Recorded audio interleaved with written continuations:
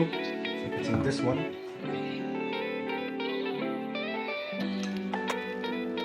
God, this is awful.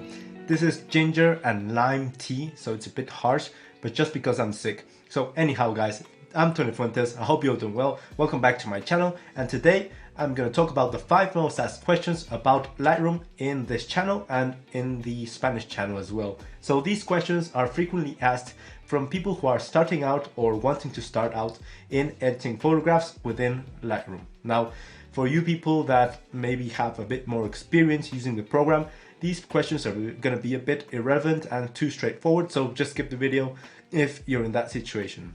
Now, talking about starting out in Lightroom, I already made an introduction to Lightroom video, which I'll link up here in the cards if you want to check out, where I go step by step from the first moment when you open up Lightroom, you boot it up, and then you start editing, and I explain every single aspect that I use to edit my photographs. So it's a bit old, so I'm a bit awkward in camera in those videos, but still, I think it's quite a good video with good information. So check it out if you're starting out, I highly recommend it. Now, returning to this video, the 5 questions that normally people ask every single day in my channel. One of them, number 1, which version of Lightroom do you use? Now, I can understand this question, particularly because Adobe didn't make it easy for us. They have 2 versions of Lightroom for desktop. We have Lightroom, or simply titled Lightroom, and then we have Lightroom Classic. Now, Lightroom Classic is the original one and the one that I use. I always use the latest or the most updated version of Lightroom Classic, and the other hand, I don't really use Lightroom Desktop or Lightroom Mobile. Now, I'm going to tell you the differences between these two, and the main one is the storage and how you load up images. Lightroom, the new version, Lightroom 5 or Lightroom Mobile, they use a cloud system where you can link up all your devices with the same account. Let's say you have Lightroom in your iPad, in your computer, and also in your phone. So maybe you're editing a photo in your iPad and then you want to just sync it up and continue editing in your computer. It's a very fast way you can do it, just ensuring that you have some Wi-Fi connection or anything like that, so you can transmit your files and sync them between the apps. And also, for example, if you have presets, you create a preset on your laptop, it will automatically be synced to your presets in your Lightroom Mobile and in your Lightroom in your iPad. So it's a quick way you can transfer your files and work in a synchronized manner. But again, you do need to purchase or pay up the subscription for the Adobe Cloud in that sense. Now, Lightroom Classic, in the other hand, is in another way a bit more tangible, where you can use your storage from your computer, from your hard drives, from your SSDs. You can basically just organize your files within your computer and load them up into your Lightroom without the need of any cloud service or anything like that. So that's the main differences between these two. So again, just to nail down the question, I use Lightroom Classic and the latest version, which right now is the V11.01, which is the latest version on Lightroom Classic. That's the one I use and I always use. Now, question number 2 is linked to the first one, is why can't I use camera calibration on my Lightroom, or why can't I find it?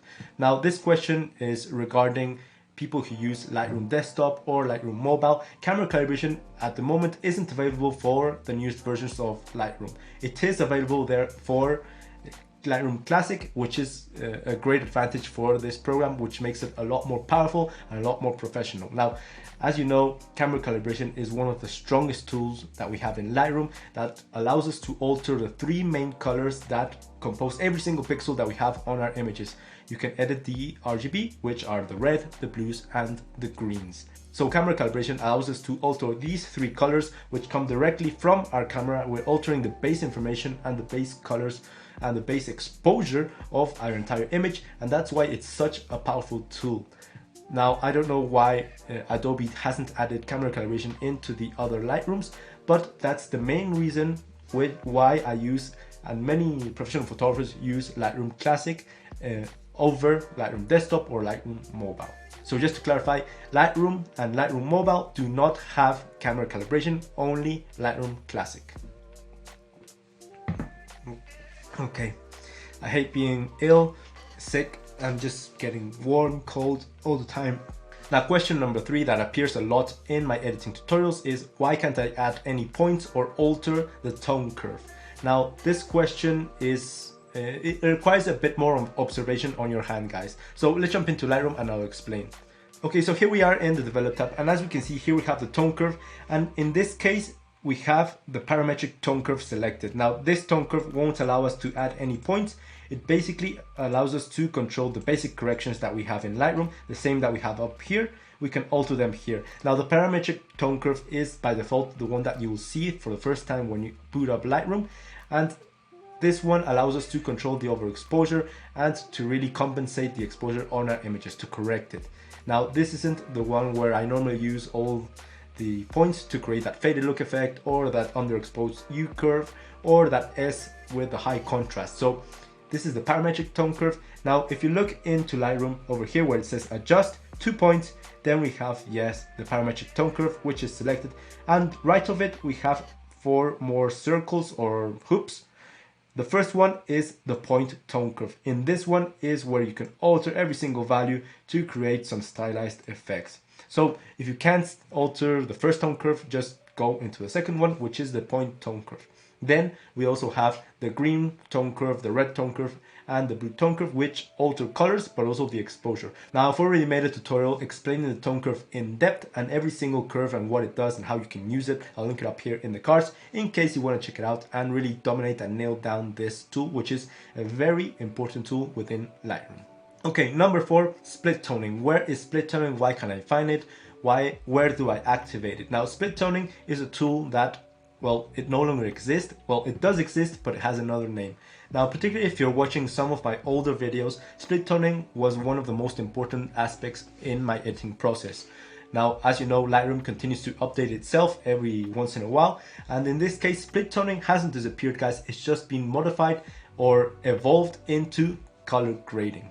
Now, it's not called split toning anymore because well, in split toning we split the image by half. We had the highlights and the shadows, and we could alter the colors and the saturation of each of them. Now we have another wheel in the middle, which is the midtones. So it can't be named split toning because you're not splitting it in half. Now it's called color grading. So if we jump into Lightroom, over here we have color grading, where split toning used to be, just under HSL, and still we have the shadows over here, then we have the highlights. Now in the middle we have the midtones. Now the appearance has changed just a bit, but it's basically the same thing. We can add colors, saturation and luminance to each part of the image. Now I already made another video in depth on color grading in the newest version. I'll link it up here in the cards if you want to really dominate and nail down this tool. So again, just to recap, split toning hasn't disappeared, guys. It's just been altered and evolved into color grading. It's essentially the same thing. So if you're following one of my old tutorials where I had split toning, you can just follow along, just apply these same settings to the color grading part. Okay, 5th and last question, guys, because I'm quite tired because of the sickness, is gonna be, why don't I use Photoshop to edit my photos, or can I do this in Photoshop as well? The question is yes, you can do everything that Lightroom does in Photoshop, particularly because Lightroom is essentially camera raw. If you look into Photoshop and you go into Effects tab and you scroll down, you can see the plugin Camera Raw. And Camera Raw in essence is Lightroom. It's a bit more rigid in the edges, it's not quite nice, the interface, but it's basically the entirety of Lightroom. So if you're a Photoshop user, you can just follow the same steps that I use in Lightroom in Camera Raw and you can achieve the same results.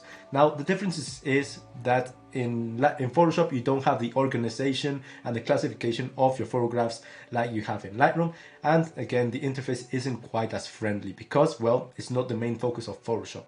Now I don't use Photoshop because I don't like to do crazy edits. I'm not a digital artist or something like that, where I don't do montages, I don't put stars or things that aren't really in my photographs into frame. What I used Photoshop in the past for was to eliminate imperfections on skin, maybe eliminate some subjects, or maybe just to add some masking tools to really continue to color grade my image a bit more precisely. Now I don't have the need to go into Photoshop because Lightroom has added the masking tools, the auto masking tools even, and also it has the spot removal tools, the gradient filters, every single tool that I used to use Photoshop to edit my photos or to complement my edits. Now it's added into Lightroom. So for me, there's no need to jump into Photoshop unless I have to do some montages or anything like that. And again, if you want to jump into Photoshop, there's a very quick manner you can do it, guys. So you can right click an image, go to edit in Photoshop, and you can click it, and automatically Lightroom will jump your image into Photoshop and you can edit it as a TIFF file.